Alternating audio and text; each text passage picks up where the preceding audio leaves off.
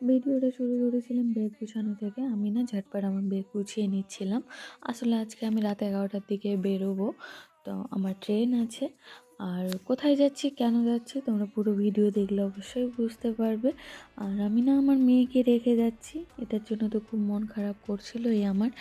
আর আমি ওর সাথে বেশি বেশি করে খেলছিলাম আর ওকে বলছিলাম, আম্মু তুমি ভালো করে থাকবা, বদমাশি করবা না। আর তোমরা আমার ফেস দেখলেই বুঝতে পারবে আমি রেডি তো হচ্ছিলাম, কিন্তু আমার ওর জন্য না খুবই মন খারাপ করছিল। একদমই ওকে ছেড়ে যাওয়ার ইচ্ছে করছিল না, কিন্তু কিছু করার নেই, পরিস্থিতি এরকম ছিল যে আমাকে ওকে ছেড়ে যেতেই হবে। আর দেখছো ও কত এনজয় করছিল। আমি বেরোনোর আগে ওর সাথে একটু দেখা করতে এসেছিলাম। আর ও ও তো বুঝতে পারছিল না আমি ওকে ছেড়ে যাব।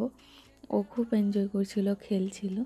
আর সত্যি বলতে আমার খুব মায়া লাগছিল ওকে ছেড়ে যেতে, কিন্তু কিছু করার নাই।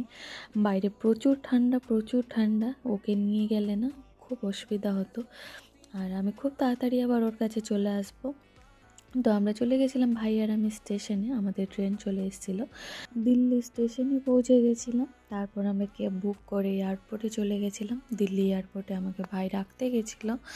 আর ও যাচ্ছে না আমার সাথে, ও শুধু আমাকে রাখতেই এসছে।